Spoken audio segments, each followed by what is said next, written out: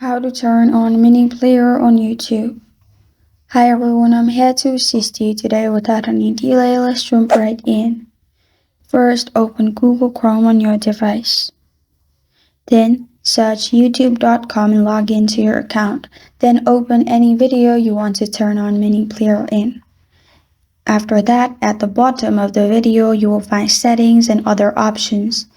Besides settings, you will find Miniplayer option. It's not available on my region, so I won't be able to show. But you will find Miniplayer option beside the gear icon. You can simply click on it and it will turn into Miniplayer.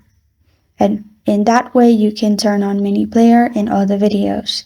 This is how to turn on Miniplayer on YouTube.